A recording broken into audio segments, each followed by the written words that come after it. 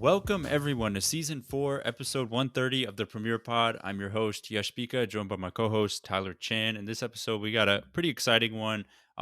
As we mentioned last week, it was Antonio Conte that was the hot man for Manchester United.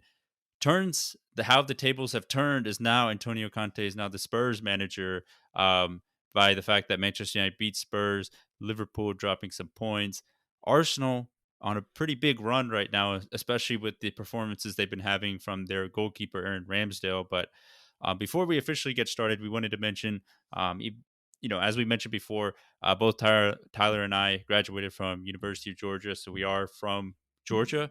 And what recently happened, so we're recording this on November 4th. What happened on, I believe it was Monday or Tuesday? Tuesday. Yeah, Tuesday.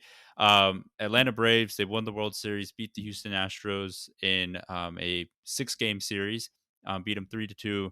And they, as some people will say, lifted the sports curse. But as we like to mention, Atlanta United actually did that in 2018 when they won the MLS Cup championship, led by Joseph Martinez, Miguel Almiron, Tata Martino, that legendary team in MLS.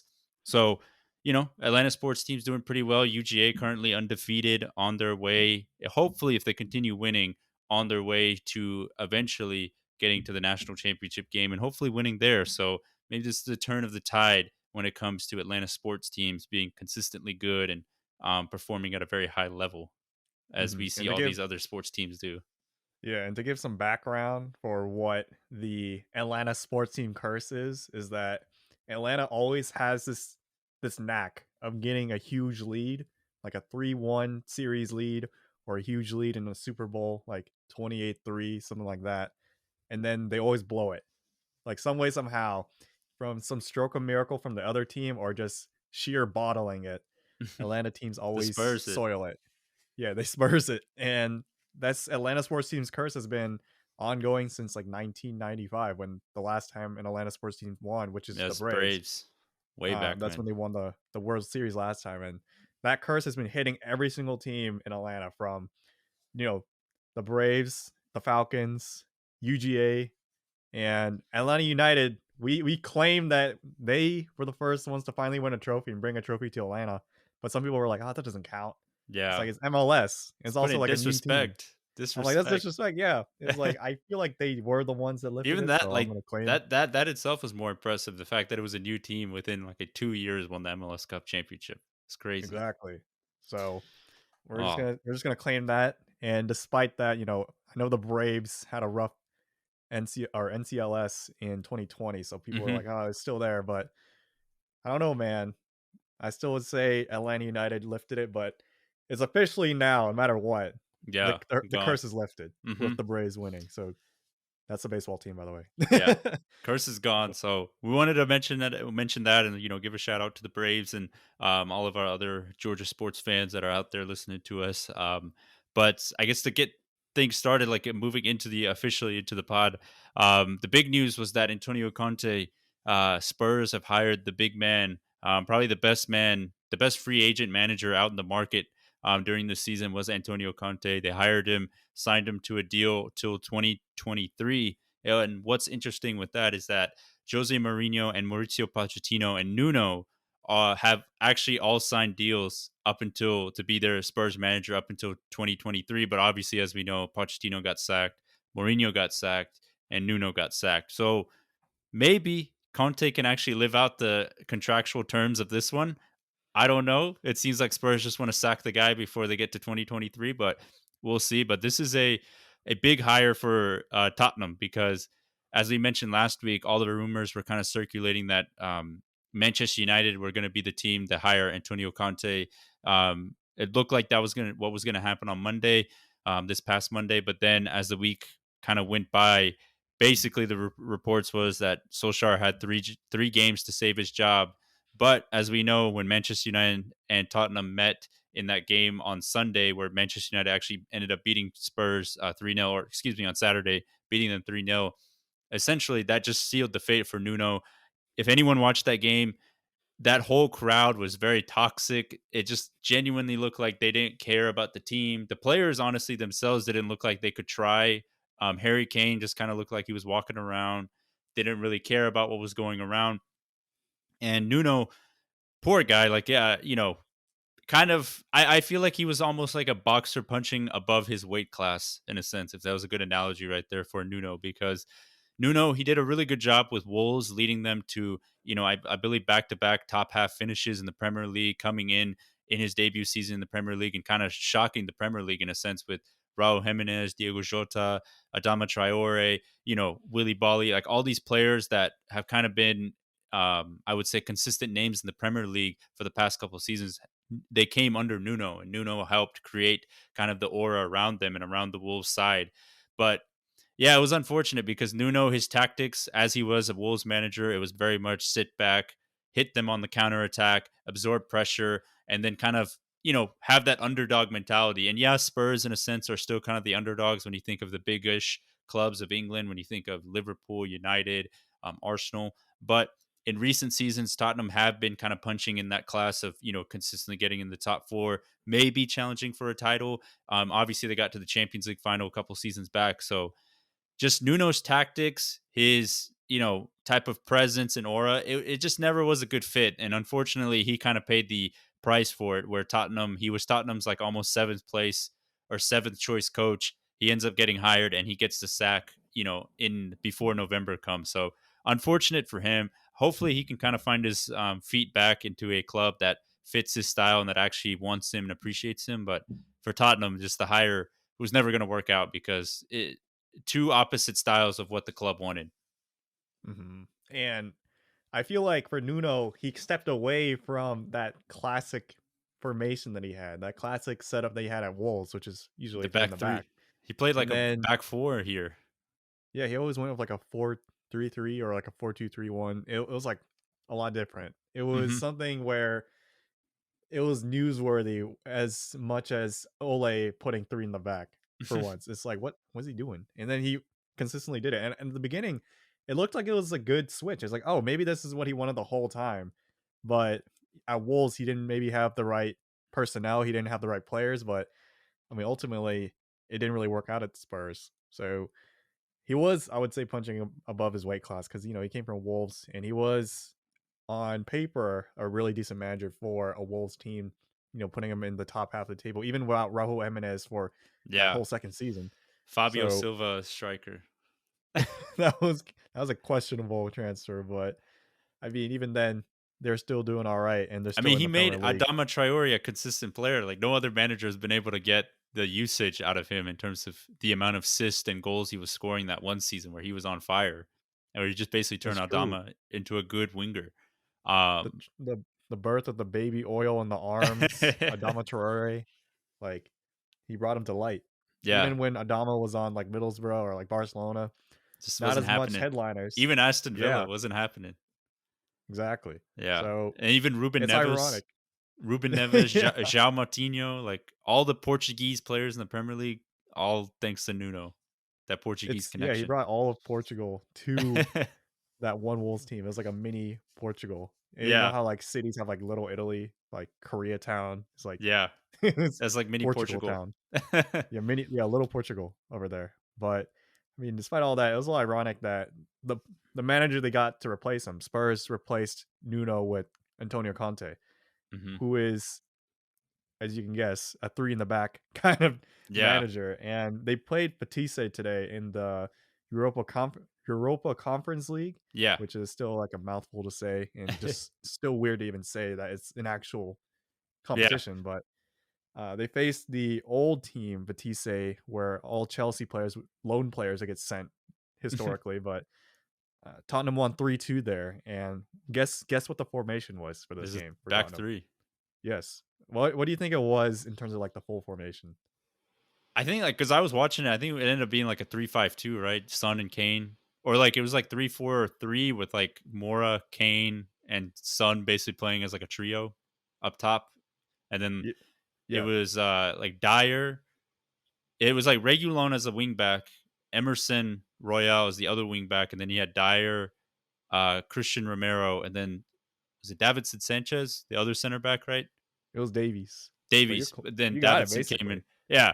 So it was interesting too because when I was watching it, Harry Winks and Oliver Skip got the start in the midfield because there was a lot of jokes that when Conte got hired, like Ndombele and Dele Alli were like, they made jokes that they were like the really scared kids when Conte starts yelling at them to fetch water, because historically those two players have kind of been um, under scrutiny of all the managers they've been under in terms of being a little bit lazy, not really giving their all the time, and you kind of have to really push them to get the most out of them in terms of like their work rate. So very interesting to see that he went with almost like two workmen or three workmen like midfielders with Højbjerg, Oliver Skip, and Harry Winks in the Europa Conference League. I don't know if that's going to stick because I don't think there's enough creativity there, but very interesting that he went with those guys instead of maybe more talented Deli Ali or Ndombele in there. Yeah, you definitely did your homework. It was a 3-4-3, and I I didn't watch have to this game. I'm watch not the gonna lie. game, so Oh yeah, you I have to watch the game for your yeah, actual job. yeah. I wouldn't voluntarily watch a Spurs game in the Europa Conference League. I was like, wow, I'm surprised. I was like, oh, you have to watch by force. It's like, okay, fair enough, fair play. But I mean, this is classic Antonio Conte. This is like a preview of what the rest of the season is going to look like. Just 3-4-3s, and usually he does bring the most out of his front strikers and wingers because that's also something that's been kind of hindering Spurs at the beginning of the season, where they only have one main person that's getting the goals, and it's Heung-min Yeah, Son. Son. Yeah, And all like about Harry Son. Kane is He's like, just where has he walking been? around. Like He's just Harry Kane walking literally is around. just like he's just walking around. He's like, I'm done. This is my last year. He's just senioritis. So like Son's literally just carrying right now. And Yeah. even then he can't do it all most of the time. But under Antonio Conte, he's not gonna take no BS. Like Yeah, and and Dembele, there was actually reports that Kane was really excited to work under Conte because it makes sense. Conte is a world class manager that's gotten the best out of Diego Costa. Romelu. He basically transferred Romelu Lukaku's career, turned it into like an actual superstar when his career looked like it was dwindling for a little bit. Transformed him, and for Kane, maybe he can kind of revitalize kind of that energy and that spark that he needs, to be that world class player again right now. it's true. He does need that target man under Antonio Conte, his classic formation that he sets up. He kind of revolves around that one central striker. Hmm. But at the same time, Harry Kane is like, you can't really say too much. It's like, maybe that is enough to convince him to stay a little longer at Spurs, but probably not. And for him, maybe he's like, all right, this is my ticket. This is my way. It's like to kind of show off a little bit more right before I go. Get some more monies in the wages, that get the better contract. Who knows? But I think that's what's gonna happen. And under Antonio Conte, I'm gonna hop on your train of like, I don't think he's gonna take anything from any of those lazy players like Dele Alli and Dembele. I don't know if they're gonna be playing. Like I know Dele Alli's his ego is pretty high and would get him put on the bench. Like I don't think he would kind of change, in my Hmm. opinion. I feel like he is who he is, and like that's what you're gonna get. Yeah. But for Ndombele, hmm, I- we'll see. We'll see. Maybe Antonio Conte might be that spark that he needs to kind of get back into that starting 11 because at this rate, unless he does change, he's basically a bench warmer for the rest of the season. yeah. And Ndombele is like a really weird one because you remember his initial season when he signed for Spurs, everyone was kind of hyped about like, oh, who is this midfielder? He's like coming from France, like Ligue 1, like he's supposed to be like this really creative, like, kind of almost Paul Pogba, the I wouldn't say off-brand version, but almost like Paul Pogba s when he can make the passes. He's very silky on the ball, very technical. But he kind of struggled that first season. Then Mourinho comes in, and then he has a big fallout with Mourinho during that first half of that season. And then he comes back last season for the beginning half, and he just looks like a completely brand new player, committed. And then once Mourinho was fired, it's just kind of like he kind of faded away again. And now maybe Conte can kind of bring out that fire in him to do well, maybe like a Hazard type, where we've seen where Hazard, if he's very unmotivated with the manager, his performances tend to dip, but when he is motivated to be the best in the world with the likes with Mourinho in his first season and then Conte in his first season, you see like how good Hazard can be. Maybe maybe he can get a little bit of Ndombele, but I don't know. I just don't know if Ndombele's got the drive to do it. It's ironic also that Ndombele, where he's kind of known to also be like a lazy creative player, and the second they bring in a manager like Jose Mourinho, who's not really the creative type, the one who just kind of sits back and just parks the bus, and Hmm. then just beats you a defense like he struggles, and then he brings in another manager where now if Antonio Conte is like, oh, he's lazy, so it's like he might struggle again. So that's a key to all professional players. Don't be lazy Yeah, and adapt to whoever your manager is. I mean, your manager also should also adapt to who you are, but personnel. personnel to kind of like coach you. But Yeah, at the same time, I to be the best, you got to be able to adapt to yeah. wherever and whoever. One player I'm actually I know for a fact like Kane and Son are going to thrive in this system because that's they're just world class players. They're obviously going to thrive under any manager. But I'm actually pretty excited to see what Lucas Moura can do because Lucas Moura, low key, has been a kind of a meh player ever since he joined PSG. He had all the hype that he was supposed to be up there with the Neymars of the world, being like a very young, skillful winger on the Brazilian national team.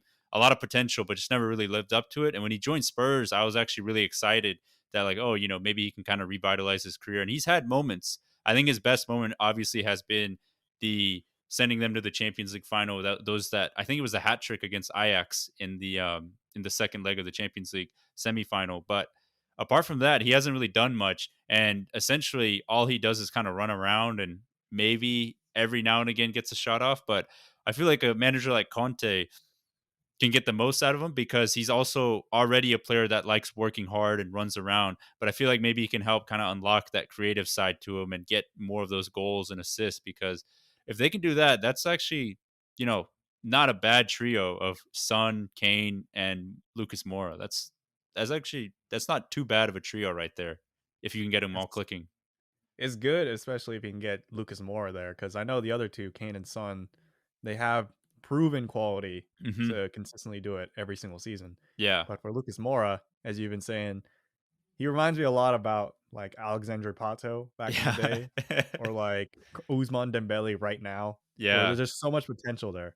It's like, "Oh, this player has that he's on the edge of exploding to be the next, big talent." Like, he Hmm. has all the technical skills, has all the ability, but it's just something holds him back, whether it be injuries, just not being able to perform and translate all the skills and everything onto the pitch, Yeah. or maybe just lack opportunities because you're also at Spurs. It's like can't really carry a team too much. It's just Hmm. been like Kane and Son show for the past several seasons. But that one season where he kind of did carry in the Champions League, it kind of showed who he could be. But I feel like even back in the days, the potential he had, he was better than he is now. Like when he was like 22, 23, still playing for I forgot what Brazilian team it was on.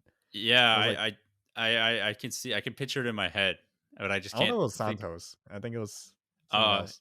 it We'll have to would. check later. Yeah. Now I have to know. But basically, it's when he was on PSG, like that was like that first big move. And I was Hmm. like, all right, maybe this is where, he'll rise and get a little bit more clinical in finishing. Maybe he'll adapt more and like increase his passing, like his abilities, things like that. But Hmm. he Sao never really Paulo. Sao Paulo. Okay. Yeah. There we go. And like I feel like since his days at Sao Paulo, he hasn't really improved too much since. Like Yeah. it's almost like the carbon copy. You can copy paste his card from like FIFA 11 or all the stats and things from FIFA It's all the 11. same. It's all the same. Like he's been like the same player for like the past 7, 8 years, which Yeah. is insane. So, maybe he might be a late bloomer like Jamie Vardy, but right now, he needs an Antonio Conte or something just to like kind of kick him in the butt and be like, all right, you got to get this potential out of you because it's like you're on your last strings, mate. Yeah. You're like in your prime. It's like it's And I if it's not coming now, it's never coming. Yeah, and I know a lot of Spurs fans have kind of been frustrated because they know the potential, but he just doesn't perform. But like I said, I'm excited for Lucas Moura, but I think like Steven Bergwijn would be an interesting case study as well to see what happens with him under Antonio Conte. He's a forgotten There's man, yeah, basically at this point. yeah, he's a forgotten man, but it's going to be really interesting to see what he does with these Spurs players because I feel like compared to his other jobs recently, he had Chelsea, he had Inter Milan, he had Juventus, he had the Italy like Euro 2016. He's been at clubs that kind of have the financial flex muscle to kind of purchase, you know, I wouldn't say Inter Milan have a ton of money because obviously they're kind of in a bad financial situation right now. They sold that. That's why they had to sell a lot of the big players. But when it came to a club like Chelsea, he kind of had those big superstars there, but with Tottenham, really, you only looking at Son, Kane, and Lloris as your three solidified, I would say, superstars. Genuinely speaking, the other guys on that team are kind of in the realm of almost being mediocre or just above mediocre, kind of average or a little bit above average. And Antonio Conte, to his credit, has gotten the most out of some of those players before. I know with Chelsea, he brought back David Luiz, and basically that season they won the Premier League. David Luiz was one of the best defenders in the Premier League. He was unplayable. He was so good. He kind of revitalized Cesar Azpilicueta's career, kind of got him kickstarted. So he's been known to kind of get the most out of certain players. So I'm interested to see what happens, and that kind of leads into the next question: will he finally break the Spurs trophyless drought? Because the last time they won a trophy, I believe, was in 2008. And what was interesting was the day he got hired was exactly 5,000 days the last time Spurs won a trophy. So, do you think he has what it takes to actually break the curse? Because their best chance, honestly, is the Europa Conference League or an FA Cup run. I think they're still in the EFL Cup. I think, but for sure, you have like the Conference League or FA Cup to win a trophy. Do you think they can actually do it this season? 5,000 days. Yeah, That's that's a insane. long day. That's a long time. That's yeah. Oh, well, I mean, I will mention because there will be someone who will tell me it's like they did win the Audi Oh, Cup oh yeah, in the 2019. Continental Champion, If that counts for anything, they won the the Audi Cup, preseason trophy. the preseason trophy. But I mean, at the same time, if they win the Europa Conference League, I feel like that's almost the same category as the Audi Cup. I will And I say they are in the EFL Cup. They are in the EFL Cup still. okay, They play West Ham. a domestic cup though is a different story. I feel like the FA Cup's one is like the longest running domestic trophy I think in all of Europe right now, Hmm. and like winning that would definitely get them kickstarted, and I would count that as an actual legit trophy.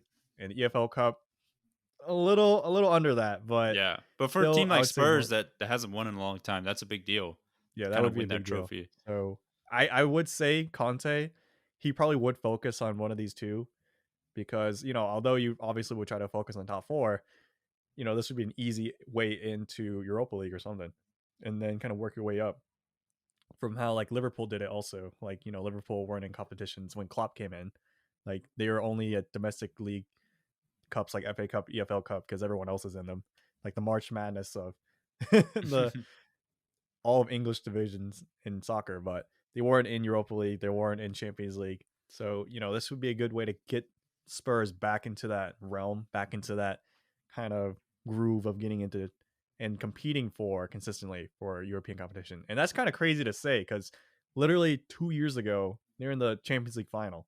Yeah, And now it's like, all right, it's time to rebuild. It's yeah. time to get back into that. Well, I mean, it was kind of surprising that they're in the first place, but at the same time, it's like, it's not like a complete miracle. Like you could Hmm. see that it could happen, but now it's like, man, it would definitely be insane if they were to Yeah. make it in. So kind of getting that idea where it's like, all right, it's not that crazy they can get in, and kind of putting those building blocks into the system of Hmm. Spurs and kind of giving them that hope again, just for them to fall eventually. But Yeah. getting that back in is definitely crucial. So you think he will Oh yeah, actually I answered that question. I think he'll win. I would say FA Cup. I feel like this he'll have season, or do you think it would take him next season at least?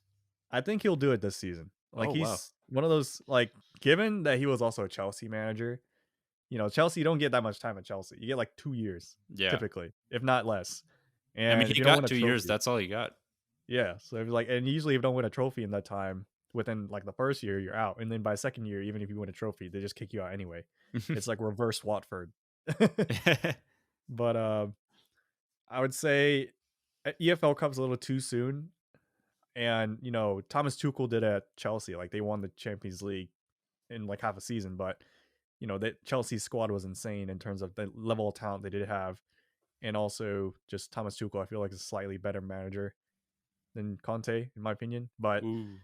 ooh, hot take. But for Conte, I feel like with a Spurs side, I don't think any manager can really, get it on the first try, but I think under a little bit more time, just a few more months, which is a big difference. I think he could possibly make a FA Cup run Hmm. because they also have nothing else to play for, but unless they get far in the Europa Conference League, which is not too crazy. But I feel like it's the Europa Conference League. Like the only other team notable that's in it I can really think of is like Roma, and Roma just lost to like some random Norwegian team 6-0 Yeah. like a couple weeks ago too. So I'm like, all right, no one really cares about this. Jose Mourinho's already like, all right, whatever. So I think FA Cup would probably be the biggest thing. So yes, I would say he Yeah. can probably do it. Yeah, I will say yes as well. I think he will somehow manage to win a trophy. I don't know which one it's going to be, but I think with under Conte, I think he'll find a way because he's at the I would say he's at probably the peak of his managerial powers in terms of like how good he is and the confidence he has. I think he's definitely going to get really close, and I think he probably will end up winning one with Spurs. So Spurs fans, like, I don't know how you guys did it, but you guys somehow walked away with one of the best managers in the world. So kudos to them. But moving on to the Spurs Manchester United game, I know we mentioned that before. In a sense, what is there to be talked about in that game? It was a game that it looked like really like both sides looked really out of confidence. Both sides were kind of scared to lose, and they were both were kind of playing not to lose. And United essentially just had more quality on the pitch when you have Ronaldo, Bruno Fernandes, and the likes of them. That's essentially what won United the game because I don't think they played all too well. There were times they looked a little controlling, but they did try out the new back three system that Solskjaer put out. That he did play a little bit during his first season at the club, where he would kind of save for the really big matchups because of the lack of players and the lack of essentially players that we had. We didn't have too many players at our disposal, and it kind of kept us a little bit more compact. But he went for that lineup because the United team were getting split open way too much, so he went for a more compact lineup. Started Bruno and Ronaldo um, and Cavani up top, and it did well for them. Cavani scored. Ronaldo scored a brilliant goal, so it was an overall decent day for United. But unfortunately, in the Champions League midweek, in a game against Atalanta that they drew 2-2, Rafael Varane went down injured. So it looks like the back three probably won't stay. They'll have to go back to a back four. But there was a report that came out a couple of days ago that actually I mentioned this before, but Harry Maguire, he was actually rushed back into playing, into the starting 11. He was injured against Aston Villa, and then he was rushed back to get for that game against Leicester City, and that's kind of been one of the reasons why he's been playing so badly ever since he's come back, is because he didn't really get a chance to regain his full fitness, and essentially whatever happened to Rafael Varane, I feel like was the same thing happened to Maguire. Varane was rushed back too soon from his injury, but I think this is kind of it's an indictment on Ole Gunnar Solskjaer not really managing the squad properly, but also an indictment, I guess, with what we've been talking about before, where the amount of games that all these players are playing is starting to catch up to a lot of these players. And we've seen stories and we've seen interviews of players taking, pain injections just so they can get through the next match of, just essentially like numbing the pain in their bodies to fight through the pain so they can continue to play. And then you have talks of FIFA trying to do a biannual World Cup. These guys are just playing way too many games, and I think we're seeing that the pressure that these managers are in, that they're willing to sacrifice some of these players' bodies to basically kind of keep their job alive. And that's the sad part because you know I think these players definitely need the rest to relax and also to get their bodies back flowing again. But the amount of international, it's like almost we're getting an international break every 4 weeks, and they're constantly playing in these tournaments, World Cup qualifiers, and then you have all these matches in the league, in the Champions League. It's just all kind of piling up on everyone. And I think it's been a big problem for every squad. I know Liverpool dealt with it last year where all their players just kept getting injured no matter what. And Man City have dealt with the issue as well. Arsenal have felt with the problem. Chelsea have had injuries as well. Manchester United are struggling with injuries. Real Madrid had a ton of injuries last season. Barcelona dealing with injuries. I mean, every top club is essentially dealing with so many injuries. And I feel like that's a little bit to do with the amount of games that are being, kind of crammed in every single season. And it's, yeah, I mean, we've talked about it before, but it's unfortunate that it's starting to hit players really hard right now. And, players' performances are starting to drop off because of that. It's really interesting actually when I was listening to a kind of segment from Shannon Sharp, who's like a former NFL player. And he kind of mentioned like when you're a professional player, you will kind of live with some pains and aches and like I guess quote unquote injuries throughout your entire career. Because like, that comes with sports. Like when you play any sport, you will pick up like an injury. Like it's basically guaranteed. It's Mhm. you'll get a bruise here and there. You might accidentally break a bone, unfortunately, or it's like, some people might tear a muscle or a Mhm. tendon, things like that. But like I would say consistently throughout a season, you'll get like, bumps and scrapes and bruises throughout it. And like that's something you kind of live with. Even like, when we played for fun, like at UGA, like people like, sprain an ankle or like, Mhm. pull a muscle, things like that. And that's something you kind of just live with throughout the entire season. And that's something kind of compounded in the professional world with, Premier League and all the other leagues in soccer because, although they have the physical like fitness teams and like the coaches and like modern medicine has, grown a lot since like the beginning of sports like in the early 1900s. Mhm. They definitely are better equipped to recover after games. They jump into ice baths, they go into like those cryogenic chambers and recover all like the muscles that were just on like they're basically just completely hot for like 90 minutes and then it's like all right, time to cool everything down, kind of recover the muscles, stop them from being swollen and like all that. And Mhm. like they can do it week in and week out. But I mean, over time, eventually you still have to kind of deal with those kind of scrapes and bruises and just continuous bombarding of your body, just like week in and week out. And for Manchester United, you know, that ultimately shows is like they'll get to a certain point where it's too much for the players where like they can't even handle these injuries and they have to sit out. And that's like what's happening with Maguire and Varane right now. Cause like Maguire, he's just fighting it through. But now he's like, all right, it's too painful. And then for Varane, he had a slight injury proneness at Real Madrid. Maybe that's why they kind of let him go. But at the same time, this is kind of detrimental to I was going to say Antonio Conte's plan, but it's Solskjaer's copy of Antonio Conte's plan, where it's like, all right, we're just going to do three in the back. But Mhm. now, like that kind of changes plans entirely to now possibly go back to four in the back, just so that you can bring back the right and left back to kind of help with the defense. But hmm, I don't know. It's not like there's anyone that can come in to replace Maguire or Varane, but two, because like that was kind of the question we kind of asked before. It was like, if Conte did come in, who would they play in the three? It's like, would Bailly come back? Would Phil Jones come back from the Mhm. grave? Like something like that? Would some Yeah. random youth player get promoted? Would Well, I Brandon mean, the Williams reason play they left? didn't go back 3 against Atalanta was that Lindelof picked up a knock in training, so he was actually a little bit hurt, and I don't know if he'll be ready for the Manchester derby this weekend, but Bailly is fit, but there's always a question mark around Bailly about whether he can stay fit and how consistent he can stay fit, because there's whenever he's playing, there's always a concern that he can just pick up a knock or an injury in the middle of the game, and you have to sub him out, and that's, not what you want as a manager, to have always your center back be so injury prone, but, um I don't know. It'll be interesting to see what Manchester United do because they don't have the personnel right now to do the back three. They just don't have enough bodies there to do it. But if they play a back four, they've just been consistently way too open.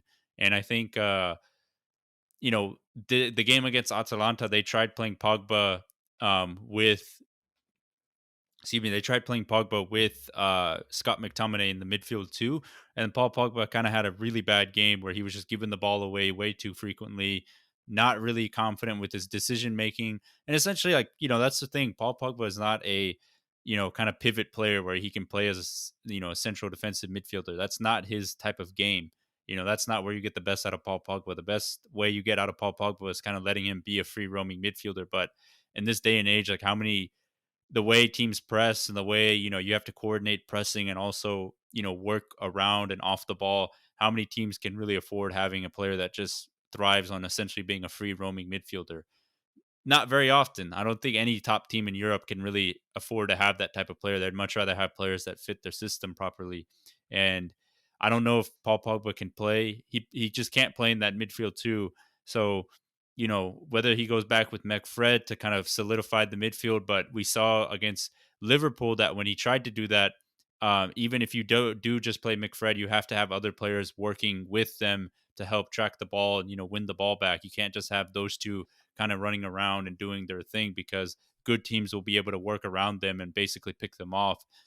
Um, so I don't know what they're going to do. I think, the fact that Manchester United weren't confident enough to go for Conte makes me believe that they're probably not going to make a managerial change. I think they're just going to want to ride out Solskjaer and see what happens. But I think, any Manchester United fan can tell you, and pretty much any person that just watches United consistently can just tell you that this team does not look very unison in terms of what they're trying to accomplish. Because, you know, when I look at the top managers, when it came to Pep Guardiola, Jurgen Klopp, Antonio Conte, we've talked about this before. Some of the other top managers in the world, exactly the type of system and the type of style they want to play consistently. And yeah, they may tinker with it every now and again. They may switch out some players or they may change up the formation a little bit, but in general, they're still going to press the same way. They're still going to play the same way. They're still going to, make those patterns, make those like, triangular movements. But with Solskjaer, it's almost a lottery ticket of like, what are you going to get each week? Are you going to get a Manchester United team that's going to sit back and absorb pressure, or you're going to get a team that's going to try to press and play on the front foot, or are you going to try to get a team that plays with the back three and tries to overload the midfield? Or are you going to get a team that, what are you going to get? There's not too consistency. And that's what I was afraid of, was that, yeah, we beat Spurs, but we beat Spurs with a totally new system that Solskjaer barely plays. How does that give you confidence that he can just turn this around in the middle of the season doing that? Because he has no prior experience doing it. So it's almost, they're just kind of, it's been the problem this whole season, is they're just winning games off the cuff. And yeah, you can get the points. You can, you know, get points every now and again, beat some teams, but the defense is too leaky. They're winning games off the cuff. And, when they play the big boys in Europe, they're going to get caught out, because you can't win games like that. You just can't win games being that open and just kind of praying that your big players will just do something that gets you back in the game. And that's kind of what Solskjaer's motto has been. Is just that his big players have kind of bailed him out when he needs them to. Mhm. It reminds me a lot, like, kind of funny enough, to like coding, where it's like if you figure out something by accident, you don't know why, but it just works. It's almost as worse as not being able to figure it out, because like it works, but you don't know why. And like something's going right, but it's like, I don't know what I did to make it work. And that's basically Manchester United right now. They beat a Spurs side in El Saki Oko, which is like last week's the basically Spurs versus Manchester United, where it's, is Nuno gonna get sacked or is Solskjaer gonna get sacked? And I guess that the team that ultimately lost sacked the manager and got the Conte. And that's Yeah. basically what happened. So that kind of was not the best result. That's almost like beating Norwich at this point, where it's just like, of course, whoever beats the other is like, of course it's gonna happen. But Yeah. now it's like Manchester United, it's like, all right, we got a dub, but we don't know why. It's like, it looks like a three in the back might work. But then you saw like we're just right back to the next game right after that, Atalanta, a 2-2 draw. It's like, all right, back to that meme where it's like that dog being stuck in that room that's completely on fire. It's like, oh, this is fine. It's like, what are we gonna do? So now it's also too late. It's like now Conte's somewhere else. They basically missed the bus, and Hmm. I feel like they are kind of stuck with Solskjaer for the rest of the season, because I was thinking about it now. I was like, who else really would be available? Like Unai Emery, I think he's probably going to go to Newcastle according to the rumors right now, and you don't Yeah. really want Unai. Yeah. And And I then think, Eric De Hong he's not coming until next year, so I think you just basically ride it out. Like this match, thing to save Solskjaer's career. It became like a one match thing, because it's like, now who are they gonna get? They got yeah, no one else. maybe the hope is that they can get, I remember when City signed Pep Guardiola, they actually signed him in the middle of the season, but Pellegrini was still their manager, but it was essentially, they announced him in the middle of the season, and then Pellegrini was just going to ride out the rest of that season as their manager. I feel like Mm, maybe something like that can happen, but I just hope the board can see that, Solskjaer is a good man. He's helped Manchester United through a really tough period in terms of transitioning towards becoming a pretty consistent player back in, like, getting back to being consistent. But, I've talked about this before, and a lot of Manchester United fans have just kind of hit the, kind of the last straw with Solskjaer, because it's just very obvious that, when it comes to the elite managers, he doesn't really stack up. And it's, he's kind of failing at that point of kind of taking that next step and being consistent, because that's essentially what Manchester United fans want. They just want the team to play consistent and, have a consistent style of play, consistent style of, winning, and just be completely dominant in a game. And there was a tweet from a Manchester United, like, I guess, fan account that said that he can't remember the last time Manchester United won back-to-back games playing, like, being in a, like, just basically back-to-back games winning them in a dominant style of play. Because if you think about it, a lot of the times we've won under Solskjaer, it's just we go 1-0 down or we go 2-0 down, find a way to come back, playing off the cuff. It's never been, hey, we start the game really well, we finish the game really well, we win all 90 minutes of the game, beat them 2-0, repeat it again, beat them 3-0. That's what Pep Guardiola, Jurgen Klopp, Thomas Tuchel, those are what those managers are doing. But with Solskjaer, you just don't get that. You're probably going to get something where you go 1-1 and you win 2-1. You go 1-0 down, you win 2-1. You go 2-0 down, you find a way to make it 2-2. It's never been a very consistent, dominant style of play. And I think, hopefully the United board can see that and kind of move from there. But it's kind of the same old problems at Manchester United. I feel like it's just going to be kind of the circus that's going to keep going on this whole season. But with Liverpool, I didn't call the score line, but I did call Brighton scoring at least one goal at Anfield. But they actually ended up escaping. Brighton got a 2-2 draw at Anfield, which is crazy because Liverpool actually went 2-0 up, and they somehow managed to concede 2 goals. But that's credit to Graham Potter's side because, that's how good they've been this season. Graham Potter has got Brighton playing really, really good stuff this season. Yeah, literally, that's just my reaction to this. Like, literally watching this, the first goal from Brighton, I will say, is very lucky. Like, Yeah, it the was a cross. cross shot, Yeah. a shot that was supposed to be a cross that just went over Alisson's head, and it was also with Alisson looking at the sun, so you didn't really get to see it till like the last 2 seconds when the ball was already over his head. So the second goal, though, I will say Brian did slice up the defense, which is kind of surprising. I was like, what the heck's going on? But Liverpool, they historically have not been a team that usually slows down at the end of games. Usually they keep going the whole game or at least turn up in the last 10 minutes. Cause like I feel like it's a slight trend where all the players have a lot more stamina than other teams. Like I don't know what they do over there, but I just feel like they can just keep running the whole game. And usually that's like one of their main party tricks, one of like their things they keep in the back pocket, whereas they can just outlast players. And I feel like that's like a key thing in just regular rec leagues and things like that too. It's like the best players I feel like are the ones who are the the most have the most stamina. It's like the player who like dies after 20 minutes and just lays on the floor. It's like what can you do in the 70th minute? So that Liverpool on top of that have some of the best players in the world, obviously, but it's just on top of that they have some of the best stamina too. And I feel like Liverpool just ran out of gas. Like Brighton, surprisingly, I'm not gonna lie, I was very surprised that Brighton just kind of went on from that cross shot and just like took that to their advantage and got the 2-2. The hmm Liverpool being at home too. I was like, what is going on? This is like literally last season. hmm Where it was in fact Brighton who was, like as you mentioned, ending that home streak. So maybe it's something about them. Maybe it's that southern England, you know, coastal air kind of brought them up to like the northwest, and then just they went to town with it. I don't know. It's just something different with Brighton. Graham Potter, I'm still a little iffy about him. I'm still iffy. I don't know. He just can't win it for me because like Liverpool are just so dominant for like most of the game, and then all of a sudden, then Brighton just kind of turned up for like after that initial accidental goal.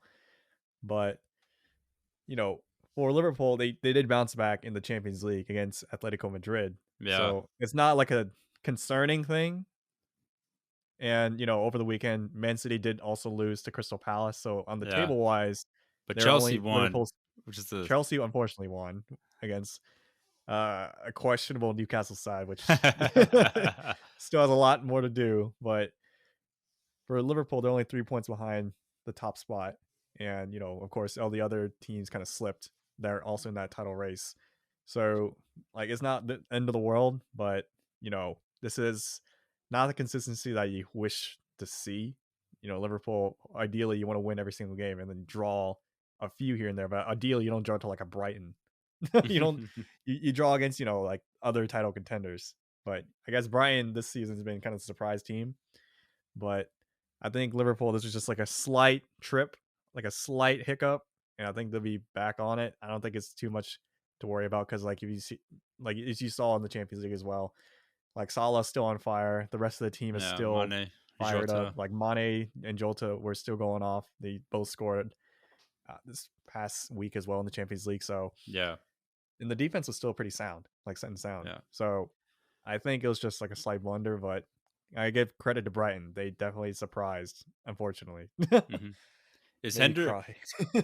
I think I saw some comments when I was I covered. I think I didn't cover this game, but when I was looking through like some old comments and stuff, people were saying that Henderson was a little sus in the midfield. Do you think that he is kind of losing some of his powers in the midfield? Henderson has always been one of those players that gets a lot of criticism because obviously since he's the captain, he has to be he has to prove himself and shows Yeah, like, all right, why are you the captain when Gerrard was the captain before? And you yeah. can list all the other captains that Liverpool have had for generations going back, and they're always like the greatest players. But the main criticism for Jordan Henderson is like he's a player who is not the best technically or like statistically he's not really the best either, and like sometimes he's a little bit more passive and conservative. Like he before was very wary about doing a forward pass. He was very much like a sideways passer where it's just like, can you please move the team up? Like, why are we just sitting in the midfield, just going sideways? Basically, is what was going on. And he's gotten a little better getting that Gerrard-esque long pass, unlocking Salah, Mane, and Jota up front. And, we've seen snippets of that still this season. But at the same time, ultimately he was kind of birthed as like, one of those workhorse players where it's just like he has that engine that never stops and he just runs up and down the field. And Yeah, that's basically like his main bread and butter. Like he was just like the player who works the hardest. yeah. And like he's a decent passer and like he does occasionally get the good finish here and there, gets the occasional goal. But I feel like that was him. Like since we first got him from Sunderland, he was just the player that was really like hardworking and just played the whole 90 minutes. Well, granted, now he's a little older and he gets injured a lot more regularly. So he can't really last as long in game. But But he when does he's on the score the pitch, every banger goal every now and again. yeah, he does score the banger. He scores like the finesse shot from outside the box or like the Yeah. one touch volley. So I feel like he took that from Gerard. Like those kind of finishes were insane. But you know, He's Jordan still Henderson, I solid, you always say. yeah, I feel like he's still solid. Like I think this the expectations of him being captain is just what kind of swallows him and kind of gives him a lot of grief. But as who he is and what you should think of him and like what kind of the type of player he is, I still think he's all right. And like, he has his limitations and that's the thing that's always kind of hindered him.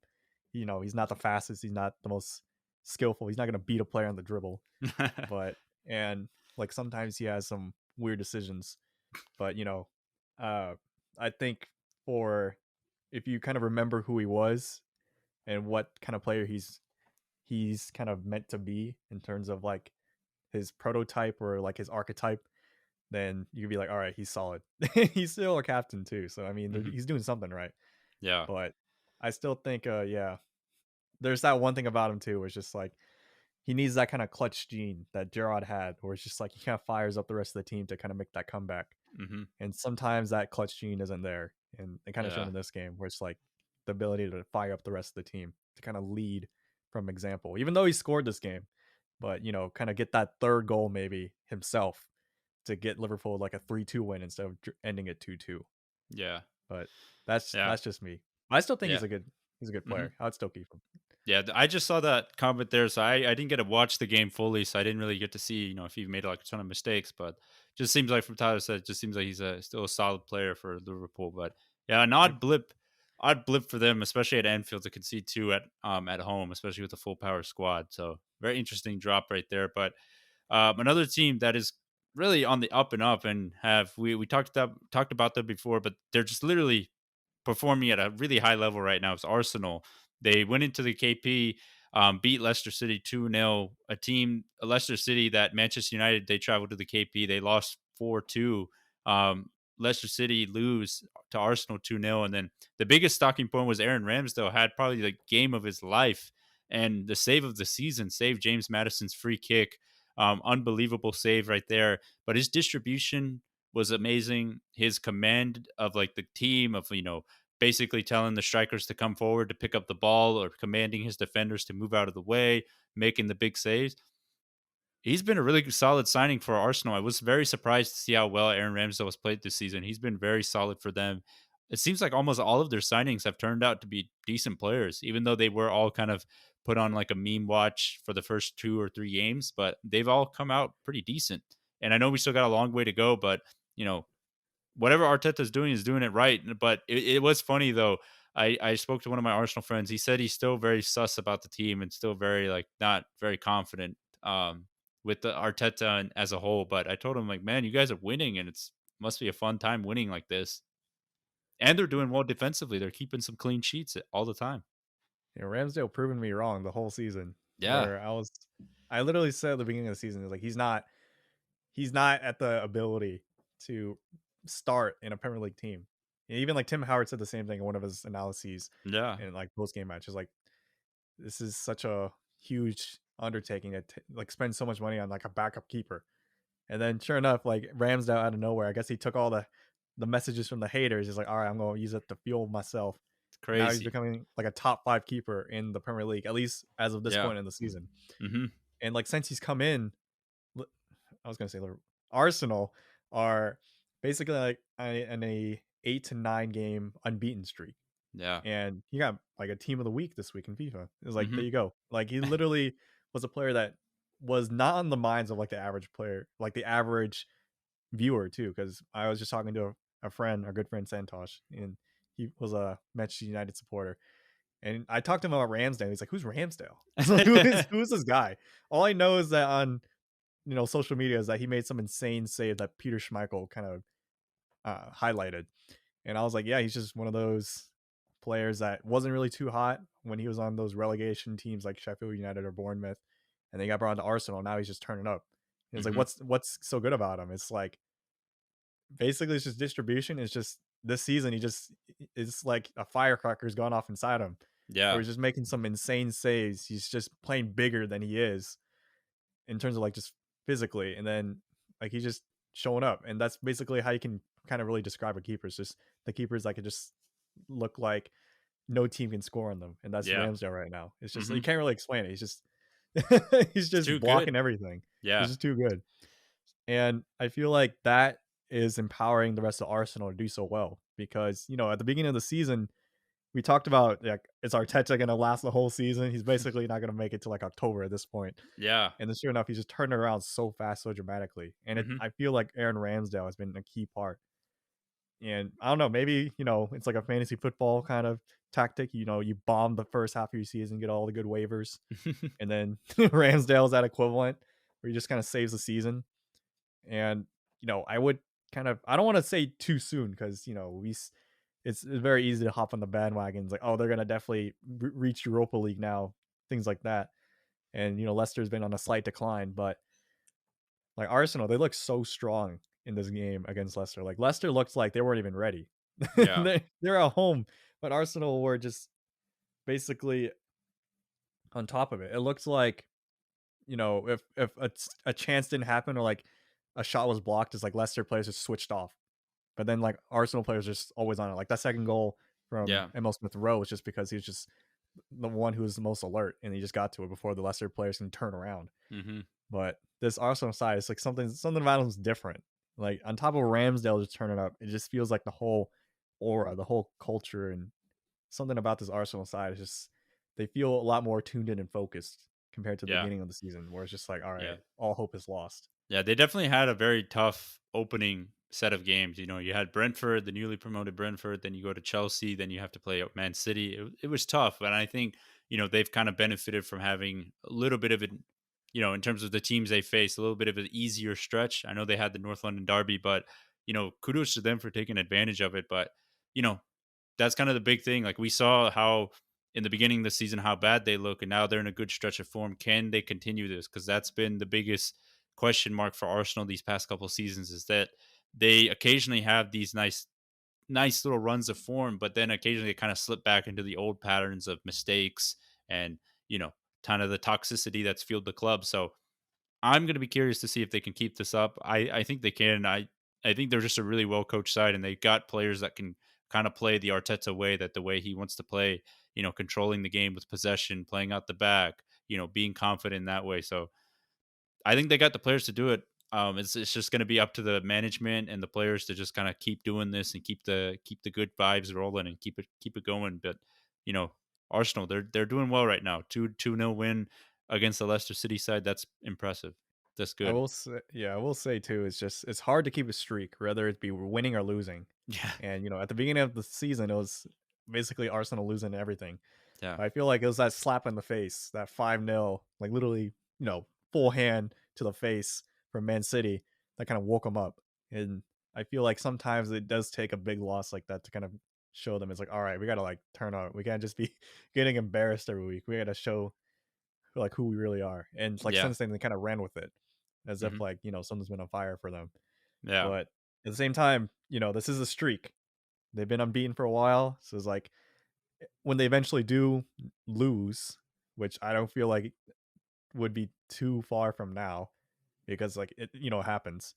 Will they be able to like rebound and like hmm continue on with this kind of form? Because that's the big question as well. It's like yeah, the whole season is a marathon, not a sprint. And exactly. that's usually something How we do you kind of mention. how do you respond to the L's that you will take eventually in the season? Because Yeah. every team gets them unless you're the Invincibles of Arsenal. Yeah. Unless you're the Invincibles, but this season Arsenal definitely ain't the Invincibles, so we'll Yeah, see how they can respond. yeah. But right So, now they're in some golden era right now. hmm So we have to see when it eventually does happen. But yeah. be But on the lookout for that. yeah, overall they're doing well. But wanted to move on to, I guess, last section, the preview section here. We've got actually a really good slate of games, a decent amount of quality Premier League opposition, good Premier League games here. But the first one we have Everton versus Spurs. It's gonna be an interesting one. Antonio Conte's first Premier League game back with Tottenham. Obviously, we just mentioned he had the Europa Conference League game, but this is his first Premier League game, and he's going up against Rafa Benitez, a former, I would say he's probably a Premier League legendary manager. Trophies he won with Liverpool, what he did with Newcastle, and then obviously where he's trying to take Everton.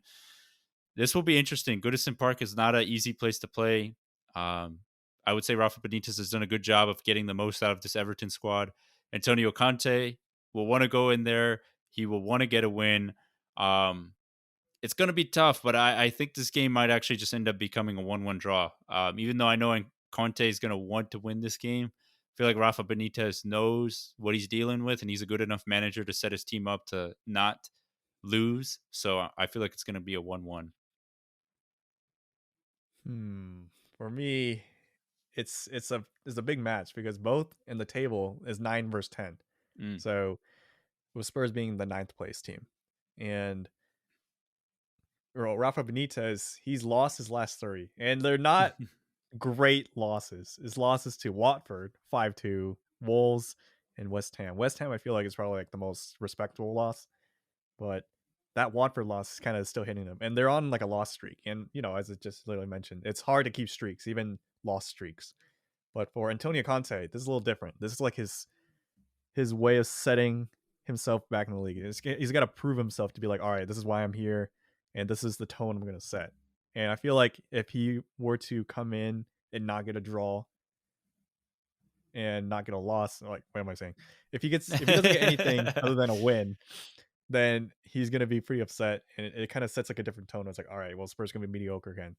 But I feel like with his kind of propensity to get fired up and fire up his team, I feel like they could get a 2-1, especially since Everton's form's not the best. They don't really have too much momentum right now, and Spurs do have a little bit of momentum with that new manager boost, as we like to say. So I think it'll be a Mhm. 2-1 to Antonio Conte's Tottenham. Dang. I'm going 1-1. Tyler's going 2-1. Antonio Conte. So we'll see what happens there. And then we got West Ham versus Liverpool. A big one because West Ham are actually in fourth place right now, currently in the Premier League table. So they're doing really well. Liverpool obviously still gunning for keeping up with Chelsea with the title challenge.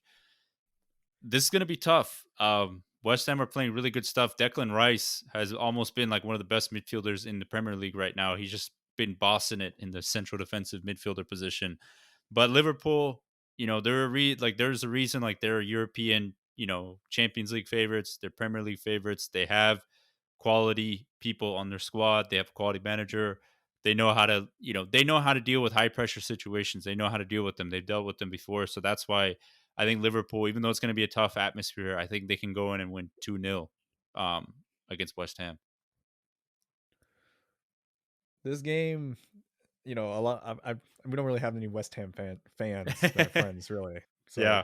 we never really talk about West Ham. And last week I kind of mentioned is like we probably get roasted for never mentioning Brighton was in the top half of the table or in like that top six for like the most of the beginning of the season. But West Ham, they're fourth right now, and like they've been kind of the dark horse for the past several seasons, or not several seasons, but like past 2 seasons, where it's like, oh, under David Moyes now, and back in the days of Messilino, Lingardino over there. Yeah.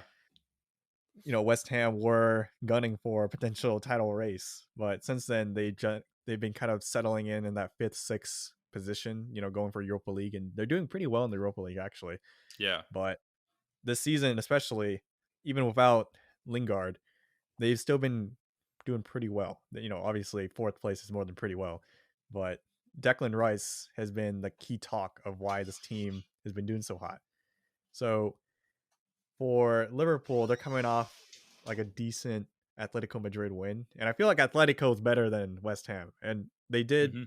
rest certain players like Robertson, and Firmino did start this game, so or he got subbed on, and they got subbed off. But I think Liverpool are also going to be pretty well rested for at least a certain amount of players, so I don't think it'll be too much in terms of like a stamina issue. West Ham are at home, which is a slight it's 50-50. You never know if the fans are going to turn against them or not. But I think Liverpool, they're going to bounce back from that Brighton draw and be like, all right, we can't be slipping anymore. And they'll win. West Ham usually don't concede more than 2 goals either. So I'm going to say a 2-1 as well. Another 2-1. Okay, I'm going 2-0 Liverpool, so you're going 2-1 Liverpool there. And then finally, we got the big one, the Manchester Derby, Saturday morning. It's going to be played at Old Trafford. It's another big game for Manchester United in the Premier League when it comes to being at home. Obviously, the last time they were at home, they got thrashed by Liverpool 5-0.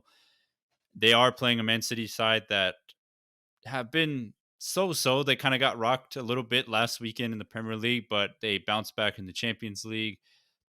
We obviously know the type of side they play, the type of quality they have, but Ole Gunnar Solskjaer has gotten under the skin of Pep Guardiola a couple of times, being whenever they faced, and it seems like Solskjaer kind of knows a plan to kind of get the most out of his players to beat City. But this game is going to be really interesting. I don't know what's going to happen. If I'm being totally honest, my gut is telling me that United might lose this game. So that's unfortunately, I really want them to win, but I just think that the way and how open they can be at times this season is just very worrying. And also the fact that we don't know who is going to be fit at center back for us. The defense has kind of been shaky all season, and so is the midfield. So I think that if we're not careful, at worst, I feel like if we're not careful, I feel like City might come in and slice us 3-1 for a City win. But I want to root for a United win, but I think this game might end up being a 2-1 and City take the W going into Old Trafford. I think they end up beating Manchester United, even though it hurts me to say it. I don't know, for the life of me. I just don't know how Manchester United could beat City because we just have not played like a good team in a while this season. If you think about it, though, Crystal Palace beat Man City 2-0 last week. Yeah. So anything can happen. And I feel like, when's the last time you heard Manchester United lose at home twice in a row to their main rivals, Liverpool, and then to Man City? Like in history, it's probably very rare, if not Yeah. at all. Hmm. So I don't think Solskjaer wants to have that history or have that achievement in the history I mean, books he's under had his some name pretty again like either. bad history come against him. This man's So setting records for the wrong reason. But I feel like with Ronaldo, like he does turn up in big games. He's one of those big game players. Like there's certain players can I do know that's like, in big games they do kind of shut down. Like I can't think of a soccer owner now, but like I know like Kirk Cousins for the Vikings. The Vikings, gosh dang. yeah. But for Manchester United, they do have some big game players. So Man City as well. you usually don't see them lose big games either, which is the ironic part, unless it's a final. But against like Chelsea, but for this, it's hard. I want to say a draw, but this is too big of a game to have a draw. It's got to be a 2-0 to one or the other, and like Yeah. historically, it's been very even across the board. At least recently in the modern era, where Hmm. it's like, you know what, Yes, you said Man City's gonna win. I'm gonna say your team, Man U, win 2-0. Oh man, that's good to hear. I'm glad that you have some confidence in us because right now my confidence is very shaky. It's not very confident right now. I just feel like this game is just so up in the air. It's like it could go either way. Yeah, I mean, that's how I feel too. I just don't know what United team is going to show up, and that's the problem. Like, you might have a Yeah. good United that show up and you know play like up to the quality of like who they are, but then could also get bad United where they get sliced open 5-0. So It's literally up to United what the result is. It's not Man City at all. It's just yeah, what did Man U do? So yeah, I I'd feel say like for 2-0. Solskjaer's sake, if he does get thrashed again, that's a really damaging look for his, case to be the manager beyond this season for sure. Because, like you said, you cannot have your biggest rivals come in back to back games to Old Trafford and, you get thrashed in those back to back games. It's not a good look. But I don't know. I hope what you said comes true. I hope it's a 2-0 victory for Manchester United. But right now, for the life of me, just how unconfident this side has, this, like, the lack of confidence they've put in me all season, especially this past couple of weeks. It just has me questioning a lot of things. But I don't know. We'll see what ends up happening. I hope they end up winning the Manchester Derby, but you know we'll see what happens. But um, yeah, that kind of wraps up season 4, episode 130 of us. Episode 130 for us. As we always say, you can follow us on social media at the Premier Pod on Twitter and Instagram. You can also catch the video versions of the podcast on YouTube, called at the Premier Pod. You can subscribe to us there. As we always say, you can leave us any questions or any topics that you would like us to discuss on our social media pages. And if you listen to this podcast on Apple Podcasts, feel free to leave us a rating or review. It helps us get noticed. But if you don't, that's totally fine. Sharing this podcast with someone else or just simply taking the time to listen to it is all that we care about. And we're glad that you take the time to listen to us every week, and just chat about the Premier League. So thank you guys once again for listening and supporting the show. We do appreciate it. Thank you guys. We'll see you guys next week. That wraps up season 4, episode 130 for us. Peace. Peace.